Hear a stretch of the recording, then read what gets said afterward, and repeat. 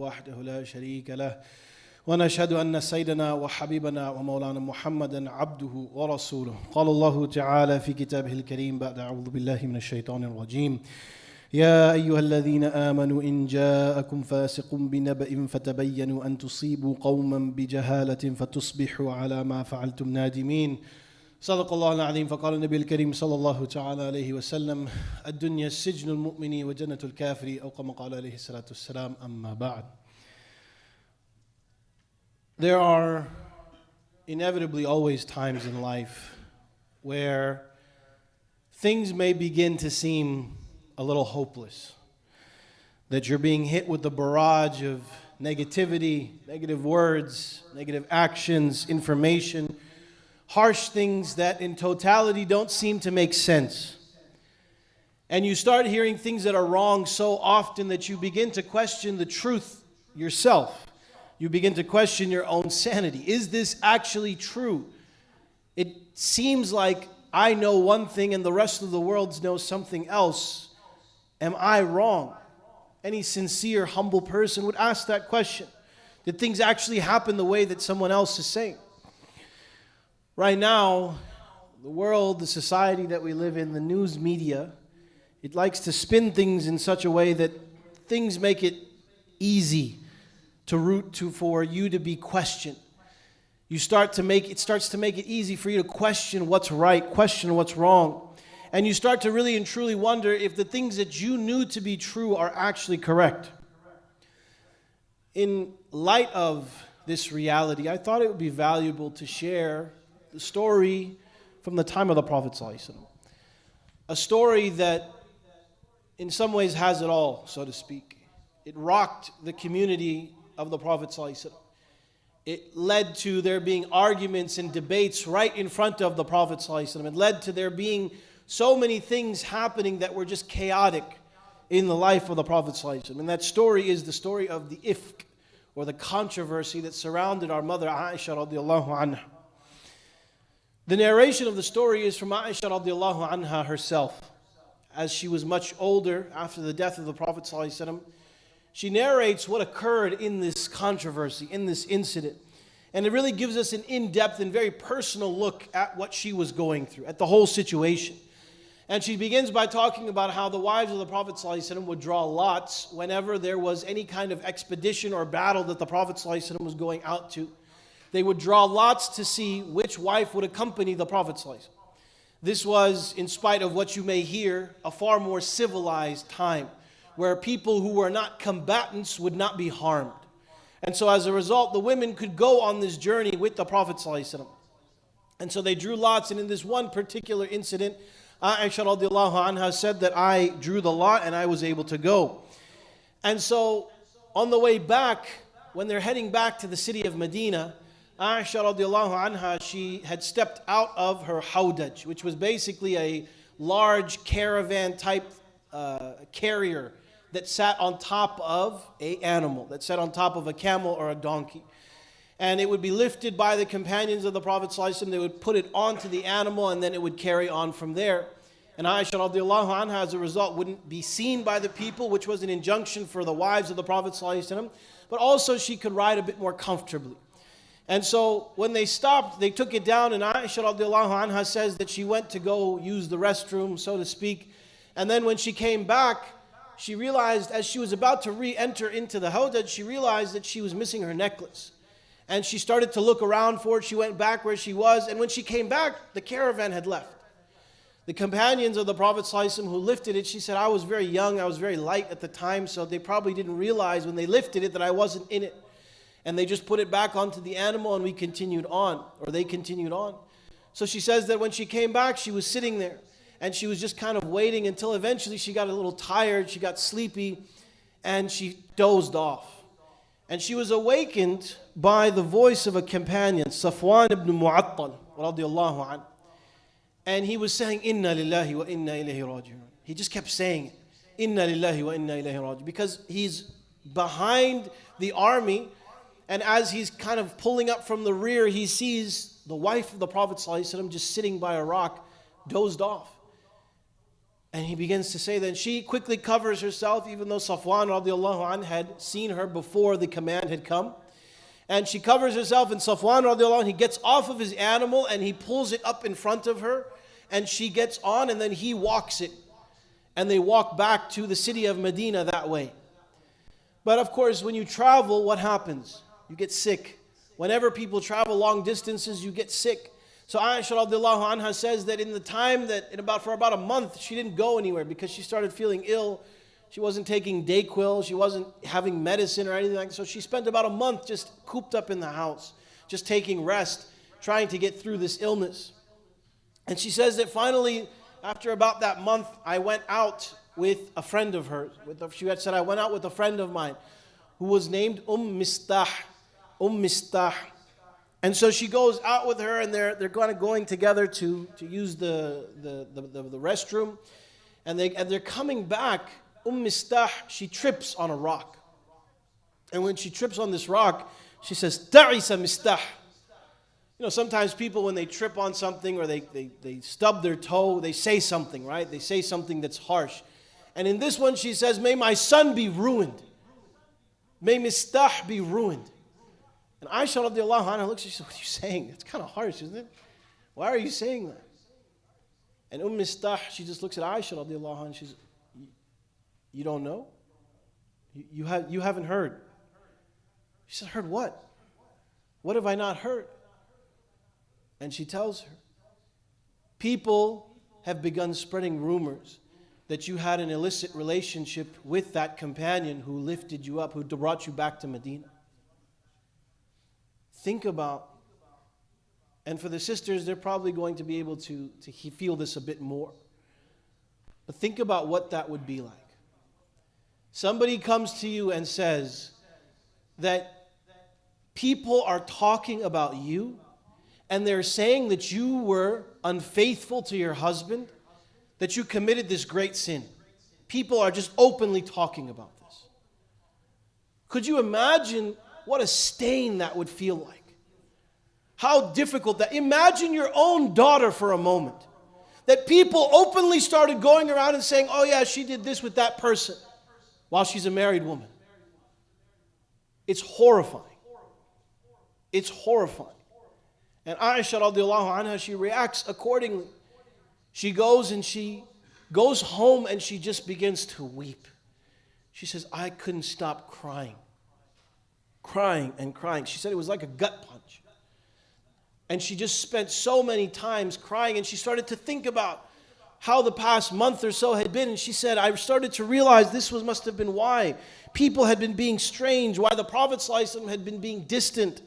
Things started to make more sense. And so she goes and she's waiting, and the Prophet ﷺ comes home and he says to her, how are you doing? But he's still kind of distant. And now that she realizes what's happened, she says, can you give me permission to go to my parents' home? I want to just go to my parents' home. And I'm going to take a second to remind anyone who's on their cell phone, you may as well step outside and leave Jumu'ah. Feel free to go outside. So Aisha radiallahu anha, she asks her husband, the Prophet ﷺ, can I go to my parents' house? And he gives her permission. She says, I spent many days there, and still all she could do was cry. Her mother was saying to her, it's okay, Aisha. The wives of great men, they always have people who are jealous of them. They always have people saying things. They start these rumors. Don't worry about it. But Aisha radiallahu anha, she just said, all I wanted to do was cry. And she did. I'm going to ask, there's a brother in the back right next to you. If you're going to be on your phone, please step outside. I don't have time for this. I don't have patience for this. You don't want to be here. Don't be here. The Prophet ﷺ, he came to visit Aisha radiallahu anha. And when he came to her, he made a very simple statement. After some time, a woman had come to visit Aisha radiallahu anha. And she just came and she sat with her and she was crying. And the Prophet ﷺ then came to visit. And he made a very simple statement to her. He said, Aisha, I've been informed about this whole situation. And I just want you to know that if you're innocent, Allah will reveal your innocence. But if you've done something wrong, just tell the truth. Allah forgives all sins. Ask Allah for forgiveness. Aisha radiallahu anha, think about now the situation she's in. Think about this. She has now been told by her husband, if you're innocent, Allah will reveal it. If not, you should just tell the truth. Tell me. So Aisha radiallahu anha, she says, the tears stopped right then and there.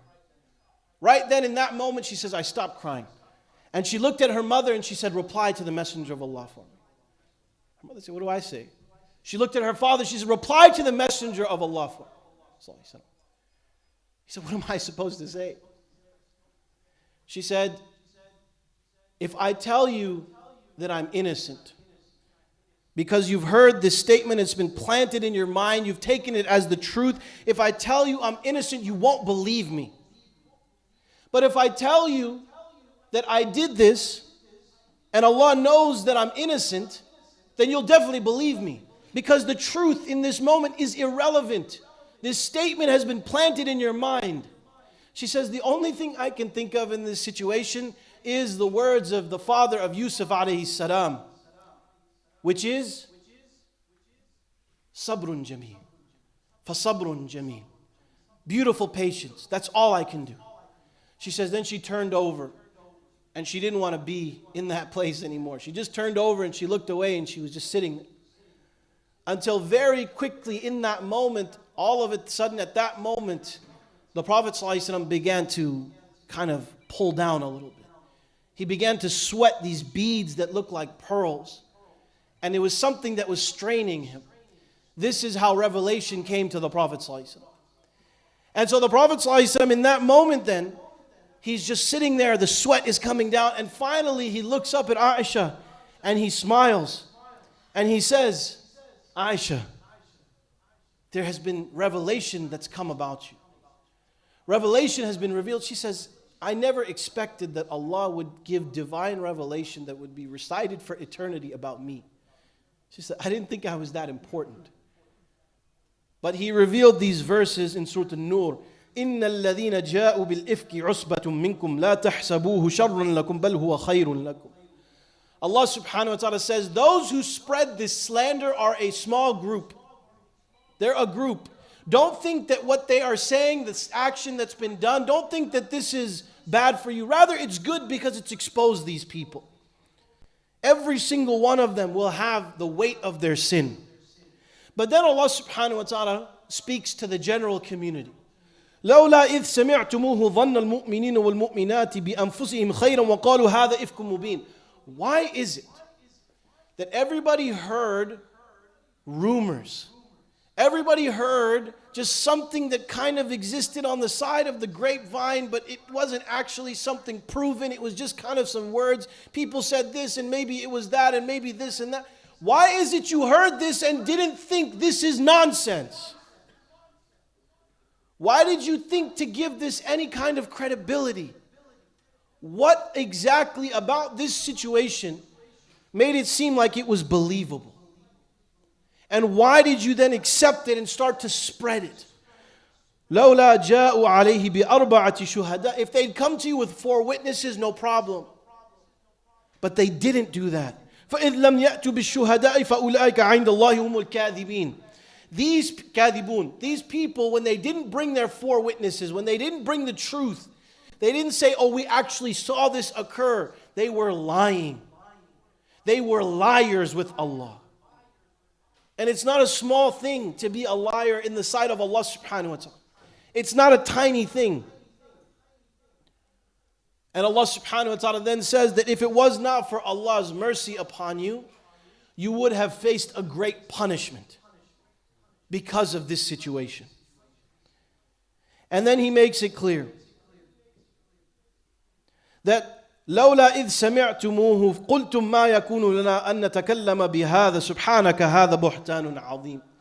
When these types of things come around to you, when the grapevine starts getting juicy, when the tea is being spilled, at that point in time, you need to say, this is nonsense. You need to call a spade a spade. and recognize it for what it is. Don't try and say, oh, but maybe I think maybe this viewpoint. No. There's no alternative truths here.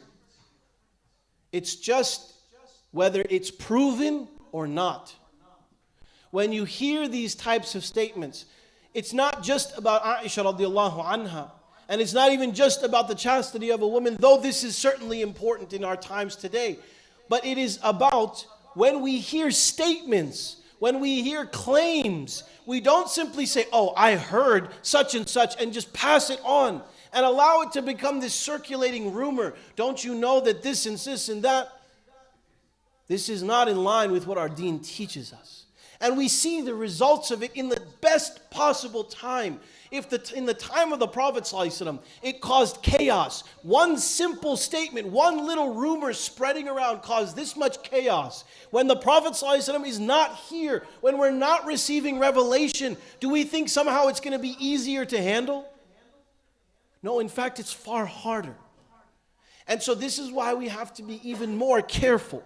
When we hear something that's false, or we hear something that's not proven, we need to make sure that we verify. We need to make sure that we don't just spread things because, oh, this seems interesting. It seems like it fits my bias. It seems like it makes sense, so I'll pass it on. You need to verify. At the end of this narration, Aisha radiallahu anha says that at that point when the revelation came, her parents looked at her and said, go to the Prophet ﷺ, thank him. And Aisha radiallahu anha, she looked at her parents like they were crazy. She said, are you kidding me? I'm not going to thank him about the Prophet ﷺ. I'm going to thank Allah alone, the one who's revealed my innocence. This is who she was. But in that moment, after such an ordeal, she thanked Allah subhanahu wa ta'ala for bringing the truth. And for us, when we don't have divine revelation, we need to ask ourselves, when we hear this nonsense, when we hear falsehoods, when we hear things that may sound true but are not verified, we need to make sure that we understand what is true and what is false, lest we fall into these same mistakes. We ask Allah subhanahu wa ta'ala to guide our hearts to the truth. أقول قولي هذا وأستغفر الله لي ولكم لسائر المسلمين فأستغفروه إنه هو الغفور الرحيم.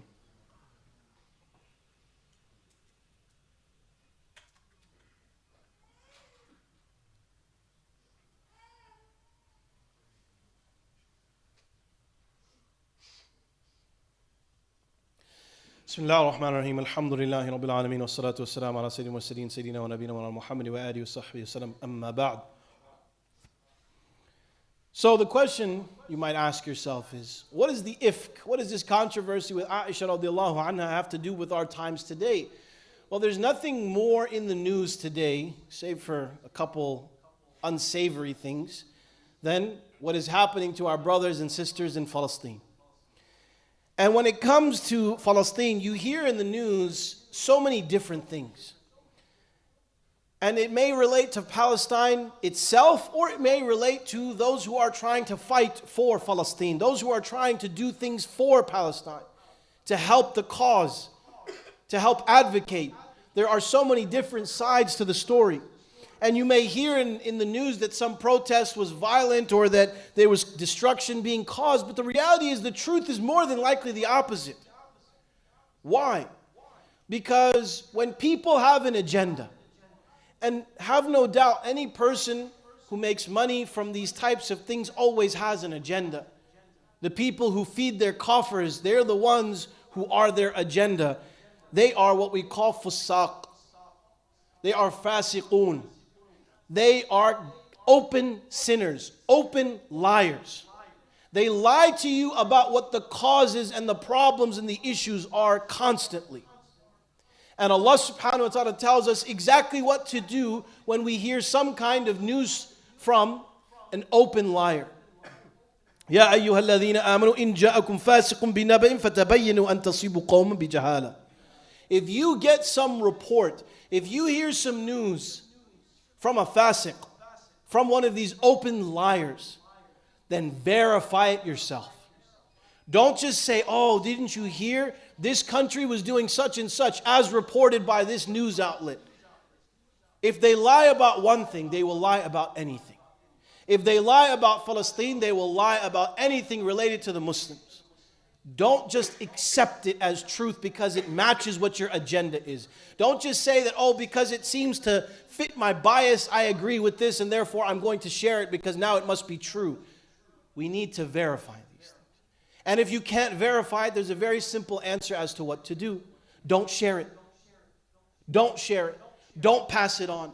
Don't become like those people who passed on this rumor of Aisha radiallahu anha, and know that it wasn't just those who were innocent. Know that it wasn't just those who were guilty, rather. Yes, there was a group that propagated it, but there was plenty of other people who innocently just passed it on because they heard it and they thought it was true. Don't be that person, because that person is like a donkey. They just get something on their back and they carry it forward without any thought, without any consideration.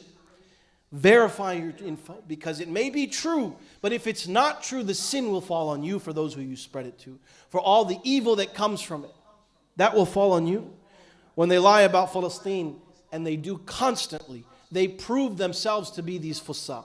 They prove themselves to be open liars, and we shouldn't be suckered into believing their lies just because they seem to match what we already believe. The second thing I'll mention to conclude is that Aisha radiallahu anha was surrounded by people who were sympathetic to her, but also people who acted like they were sympathetic and were spreading rumors about her. They were acting like they were sympathetic, they were spreading rumors about her still. They were so confident in their falsehood, it even made her question to some extent. Like, nothing happened, right? And this is what can occur. That people will tell you, oh no, this is the case, this is the case, this is the case. They'll slam you in the face with it. They'll beat you over the head with, this is what the case is, this is what it is. This place has the right to quote unquote defend itself over and over and over and over again, until you start to actually wonder, is this true? Don't let them do that to you. Don't let them make you believe these things, because it does get easy to doubt oneself. But Aisha radiallahu anha, just as she maintained her innocence, maintain your recognition of the truth. Know that Allah subhanahu wa ta'ala will be the one to free. In times like these, remain steadfast and remain strong in the truth, and don't let people move the goalposts. Don't let them change the narrative. Oh, it's this situation right now, but actually it was that situation at this time and this. It's all one thing. It is all one reality. That people in the world, particularly our brothers and sisters, are being oppressed, and we need to recognize that there are very few friends and allies that we have in this time.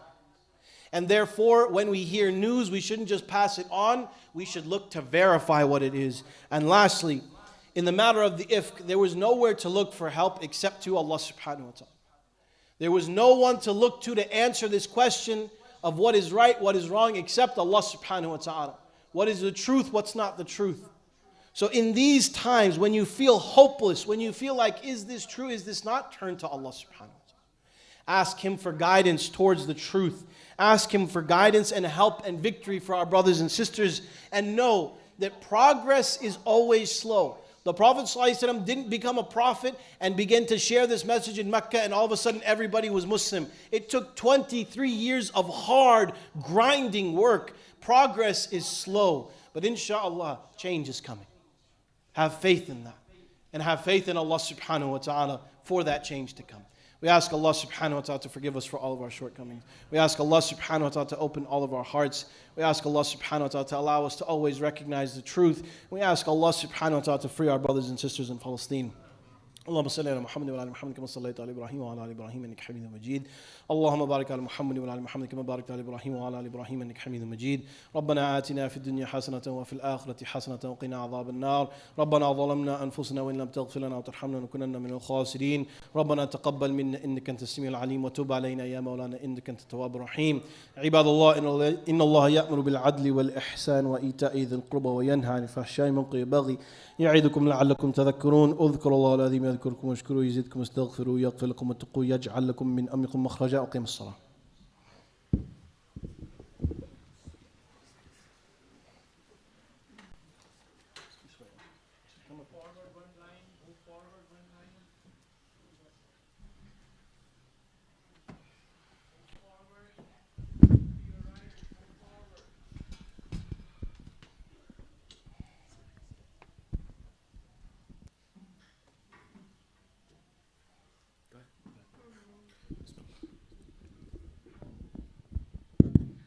الله أكبر الله أكبر الله أكبر الله أكبر أشهد أن لا إله إلا الله أشهد أن لا إله إلا الله أشهد أن محمد رسول الله أشهد أن محمد رسول الله حي على الصلاة حي على الصلاة حي على الفلاح حي على الفلاح قد قامت الصلاة قد قامت الصلاة الله أكبر الله أكبر لا إله إلا الله. Check the sides. Make sure there's no rows to fill in before you start your new ones, and start all new rows from the middle. استقيموا واعتدلوا التراص وسد الخلل. الله أكبر.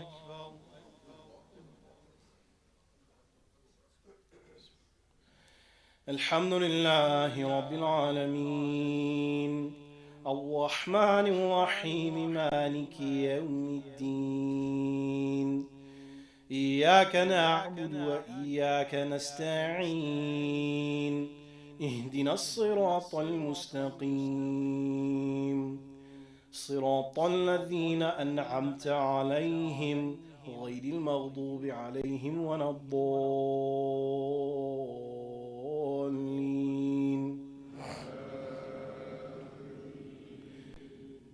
قد أفلح من تزكى وذكر اسم ربه فصلى بل تؤثرون الحياة الدنيا والآخرة خير وأبقى إن هذا لفي الصحف الأولى صحف إبراهيم وموسى. الله أكبر.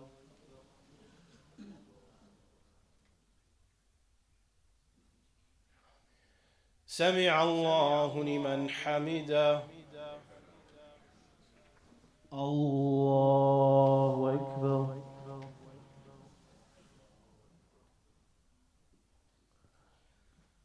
الله أكبر. الله أكبر.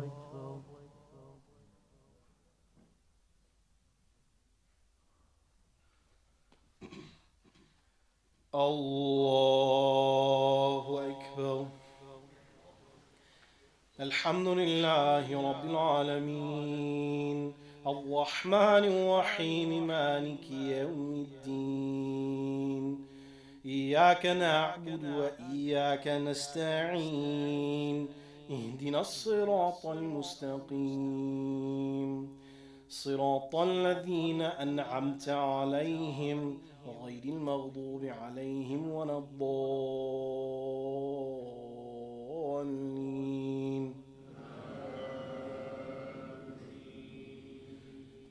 إنا أعطيناك الكوثر فصل لربك وانحر إن شانئك هو الأبتر.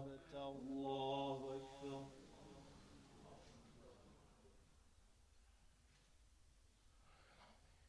سمع الله لمن حمده. الله أكبر.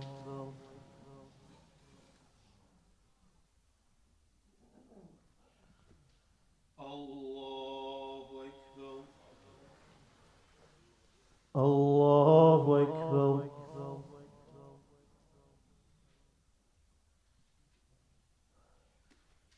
الله أكبر.